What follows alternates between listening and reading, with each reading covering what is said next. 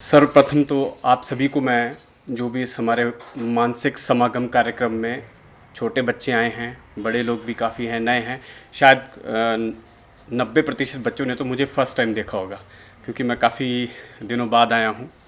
आप सभी को स्वामी विवेकानंद जयंती पे बहुत बहुत शुभकामनाएं, हार्दिक बधाइयाँ। इस महान व्यक्तित्व की अगर मैं बात करूं, जिस उपलक्ष्य पे हम आज यहाँ पे सभी एकत्रित हुए हैं, एक नन्हा सा बालक बिल्कुल आप ही की तरह ही कैसे एक महान व्यक्तित्व में बदला, उसका जो मुख्य कारण रहा मेरे विचारों में वो रहा गुरु।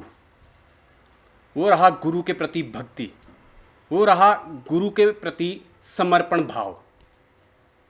आप उनकी किताबें पढ़ेंगे, आगे चल के सभी पढ़ेंगे, तो आप पहचानेंगे कि एक नन्हा सा नरेंद्र नाथ दत्त कैसे स्वामी विवेकानंद बन गया। उन्होंने अपने जीवन में सीखना इसको इतनी प्रायोरिटी दी, इतनी प्रमुखता दी कि मुझे हर छोटी चीज़ सीखनी है। जैसे आप सभी छोटे बच्चे हैं, आपको मैंने कुछ चीज़ें बताई, आपको लगातार वो सीखनी है, लगातार फॉलो करना है। सर हैं, सर आपको सिर्फ यहाँ पे कम्युनिकेशंस नहीं सिखाएंगे, कोई लैंग्वेज नहीं, भाषा नहीं, ये आपको अच्छा इंसान बनाएंगे यहाँ पे। वैसे ही जो स्वामी विवेकानंद थे, उनके गुरु जो थे श्री रामकृष्ण परमहंस जी, उन्होंने अपना पूरा समर्पण भाव उनके लिए दे दिया था। और उस गुरु की कृपा देखिए, उनकी कम्युनिकेशन स्किल ना सिर्फ इतनी अच्छी थी, बट उनके अंदर जो आध्यात्मिक ज्ञान था वो भी मतलब अपने आप में पूरा छलकता था, उनके स्वभाव से झलकता था। आप जानेंगे जब उनकी किताबें पढ़ेंगे कि जब तक ये भाषण जो 1893 का है, जो शिकागो में उन्होंने दिया था, तब तक इंडियंस को थोड़ा हीन भावना से देखते थे। इंडियंस क्या, उनको गुलाम समझा जाता था। लेकिन जब उस व्यक्तित्व ने वहाँ पे शिकागो में उनकी संसद में वो स्पीच दी, तो सारा का सारा नज़रिया चेंज हो गया कि ऐसे भी इंसान होते हैं। और उन्होंने सनातन को इतना आगे पहुंचाया, वहाँ पे उनके इतने शिष्य बने, पूरी दुनिया से लोग उन्हें फॉलो करने लगे, सुनने लगे। उनके पास बैठने को वो तरसते थे कि बस स्वामी विवेकानंद जी अगर यहाँ हैं, हम यहाँ बैठे रहेंगे, वो अपना दिनचर्या का काम भी करेंगे, बीच में कुछ कहेंगे, बस हम उन्हें सुनते रहें, देखते रहें। और उनकी बहुत सारी ऐसी कहानियाँ हैं छोटी छोटी जो आपको ज़रूर पढ़नी चाहिए, जिनसे आपको बहुत कुछ सीखने को मिलेगा। कुछ मुख्य बातों पे आता हूँ जो कि मैं आपको बताना चाह रहा था। छोटे बच्चे हैं आप सभी, आपने ज़िंदगी में कुछ बनना है, doctor, engineer, teacher, army officers, वो आप पोस्टर ज़रूर लगाइए, लेकिन याद रखिए उसको बनते बनते आप अच्छा इंसान ज़रूर बने। क्योंकि आज क्या होता है, हम डॉक्टर, इंजीनियर, नेता, किसी पार्टी विशेष के, किसी के कुछ, ये तो बन जाते हैं, लेकिन हम इंसान नहीं बनते, जो कि हमारा सबसे प्राथमिक एक तरह से ध्येय है। अच्छा इंसान बनिए, सबसे पहले दया भाव रखिए। उन्होंने कहा है कि उठो जागो और तब तक चलते रहो जब तक कि आपका लक्ष्य न मिल जाए। तो आपने जो भी डिसाइड किया अपने जीवन में, जो भी आपने निर्णय लिया कि मुझे ये बनना है, इस पूरे रास्ते में आपने रुकना नहीं है उस लक्ष्य के लिए, पर हाँ, इस रास्ते में आपने अपनी इंसानियत कभी नहीं त्यागनी है।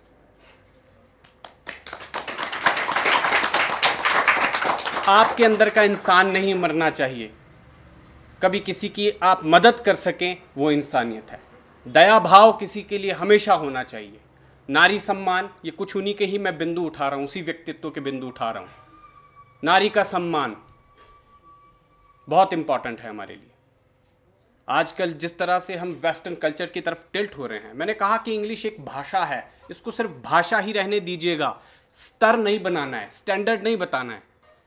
अगर एक अंग्रेजी स्कूल है और एक हिंदी स्कूल है, दोनों बराबर हैं, दोनों स्कूल ही हैं। ऐसा नहीं है कि एक बहुत ऊपर है, एक बहुत नीचे है, दोनों शिक्षा ही देते हैं, सिर्फ माध्यम का फ़र्क है, मीडियम का फ़र्क है। तो यहाँ पे आपको कम्युनिकेशन सिखाई जा रही है, बहुत अच्छी बात है। पूरी दुनिया में जाइए, मैंने बताया स्वामी विवेकानंद जी ने अपना भाषण इंग्लिश में ही दिया था, लेकिन भाव सारा सनातन का था, भाव सारा भारत का था। तो माध्यम ज़रूर बनाएं आप, बहुत अच्छी बात है। एक नहीं, अनेकों भाषाएं सीखिए, पर आपके अंदर आत्मीयता होनी चाहिए, अध्यात्म होना चाहिए, इंसानियत होनी चाहिए, जो आपको आपकी पहचान बनाए। आपको भारतीय होने पे गर्व होना चाहिए। शायद मैं आपको अगर अपनी व्यक्तिगत जीवन की बात बताऊं तो ये मैं कुछ ऐसे दौर से जी रहे हैं हम सभी, जिसमें भारतीय होने पे बहुत गर्व सा फील होता है। मुझे इतना अच्छा महसूस होता है। कई मेरे दोस्त फॉरेन से, कई बार मेरी बातचीत होती रहती है, पुराने भी दोस्त हैं, तो अब वो इंडिया को रिकग्नाइज करने लगे हैं। पहले वो इतना नहीं देखते थे। तो शायद अच्छी बात है, हम सब जागृत हो रहे हैं। छोटे छोटे बच्चे हैं, ये भी अगर आप यहाँ पे इतने अच्छे तरीके से मुझे सुन पा रहे हैं, ये बहुत अच्छी बात है। और आपको ये चीज़ और फैलानी है, और शिष्य लाने हैं, और जोड़ने हैं। कारण कि खुद अच्छा नहीं बनना है, सबको अच्छे बनाना है अपने आसपास। खुद डॉक्टर नहीं बनना है, ऐसे डॉक्टर बनो कि चार और आप कहें कि हमने भी ऐसा डॉक्टर बनना है। तो जिनकी जयंती है उनको सार्थक जरूर करें आप सभी।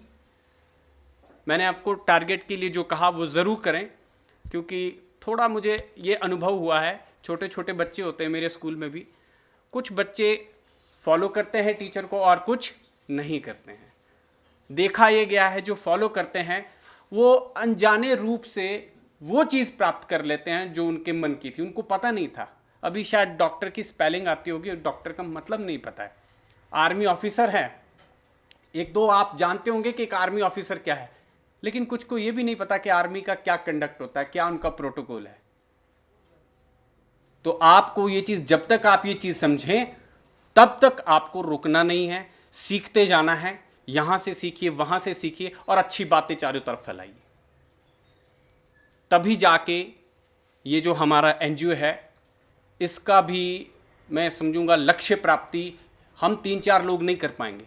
आप युवा हैं, ये आपको समर्पित है दिन। आप जब कल का देश का भारत बनाएंगे, हम बूढ़े हो चुके होंगे या हो सकता है इस दुनिया में नहीं हो, तो आपको ये बात याद आए कि हम वहां से चले थे और आज कहां पहुंचे हैं। और ऐसा ही निरंतर रूप में ये साइकिल चलता रहेगा, रुकेगा नहीं। आप ऐसे शिक्षक बनिए जो शिक्षक बनना चाहते हैं, आप ऐसे डॉक्टर बनिए, 10 और अच्छे डॉक्टर बनाइए, बल्कि अपने से भी ज़्यादा अच्छे बनाइए। तभी कोई चीज़ लगातार रिफाइनमेंट जब होती है, तभी उस चीज़ की सार्थकता सफल होती है। ज़्यादा नहीं कहूँगा, इन्हीं शब्दों के साथ बहुत बहुत धन्यवाद और आपका पुनः इस जयंती पे स्वागत। Deepak sir is one of the volunteers, not of शिक्षा क्रांति but of society. कोई ऐसी सीमा नहीं है कि शिक्षा क्रांति है ये वो संस्था है, संस्थागत सीमाएं नहीं है। फ्रीडम ऑफ स्पीच हम यहाँ पे प्रमोट करते हैं। तो उसी तरह से आज के जो मुख्य वक्ता हमारे सामने हैं, वैशाली मैम हैं, ये हॉस्पिटल में जॉब करते हैं और इस मंच पर भी और अन्यथा भी अदरवाइज भी ये बहुत बार मेंटल अवेयरनेस है, स्वास्थ्य जागरूकता के कार्यक्रम में भाग लेते हैं और जागरूक करते हैं। तो मैम आपका स्वागत है, बहुत बहुत धन्यवाद। शिक्षा क्रांति मंच पर 3 तरह की जैसे गतिविधियां हम करते आए हैं, 3 तरह के सामाजिक कार्य करते आए हैं। कौन से सफाई अभियान, वृक्षारोपण और संवाद। और इन 3 तरह के कार्यों को पूरा करने के लिए हम 3 तरह की प्रयास और अभ्यास करते हैं। 3 तरह के कार्य है और 3 तरह के प्रयास और अभ्यास है, और जिनको हम क्या कहते हैं, साधनाएं। कौन सी साधना कहते हैं? शरीर साधना, शब्द साधना और शून्य साधना। शरीर साधना का मतलब है मैम, जब हम सफाई अभियान करने जाते हैं, वृक्षारोपण करने जाते हैं, तो शारीरिक कसरत होती है कि नहीं होती है, तो शरीर साधना हो गई।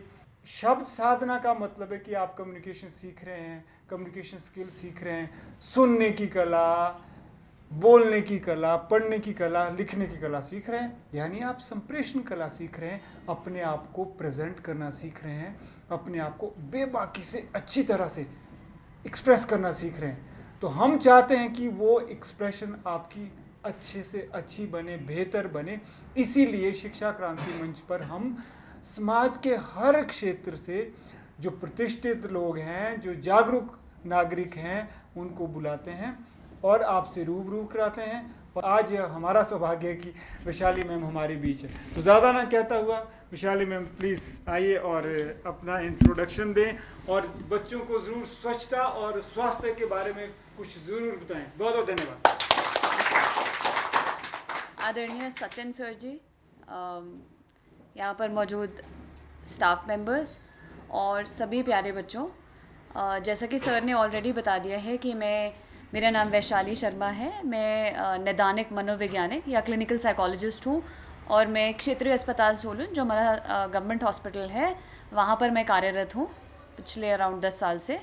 तो ये मेरा सौभाग्य है कि सत्यन सर के साथ रिपीटेडली काम करने का मौका मिला और आज मेरी प्रसन्नता और बढ़ जाती है जब मैं देखती हूँ कि सत्यन सर के पास आई थिंक प्रॉबली 8-9 साल से टारगेट करना शुरू कर दिया है सर ने बच्चों को। जो ये 3 साधनाएं बताई, इन साधनाओं को अगर आप जल्दी बहुत अर्ली, जैसे आप चाइल्डहुड से स्टार्ट कर रहे हैं, तो जाहिर सी बात है कि आप में जो आप ये सर जिन 3 कारणों के लिए काम कर रहे हैं वो डेफिनेटली उसमें 100% सक्सेसफुल होंगे, क्योंकि जल्दी ही उन्होंने अपना काम स्टार्ट कर दिया। और ये जो आगे बच्चे बैठे हैं, पीछे कुछ बैठे हैं, जो यंगर पॉपुलेशन है, इनको मैं बधाई देती हूँ कि और साथ ही साथ ये मेरे लिए एक हैरानी का विषय भी है, क्योंकि हम लोग जब आई थिंक इनकी एज के थे तो हम लोगों को ये ना सौभाग्य था और ना ही इतनी इंसाइट थी, ना ही हमें इतना समझ थी कि हमें शायद ऐसे सामाजिक कारणों के साथ, और ना केवल सामाजिक, अगर हम अपनी डेवलपमेंट पे काम करेंगे तभी समाज की डेवलपमेंट होगी। तो दोनों जो कारण हैं, अपनी डेवलपमेंट, पर्सनल डेवलपमेंट और सोशल डेवलपमेंट या कम्युनिटी के लिए जो आपका कंट्रीब्यूशन है, उसमें आप इतनी जल्दी भाग लेना आपने शुरुआत कर दी है। तो जैसा कि मेरा सब्जेक्ट मेनली मानसिक स्वास्थ्य से जुड़ा हुआ है। एक स्वस्थ शरीर में ही एक स्वस्थ मन रह सकता है।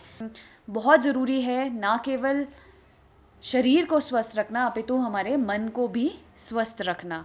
आजकल की लाइफ में जैसा कि हम यूथ डे सेलिब्रेट कर रहे हैं, युवा दिवस सेलिब्रेट कर रहे हैं, और जो पिछले वक्ता थे उन्होंने काफ़ी डिटेल में आपको स्वामी विवेकानंद जी के बारे में बताया।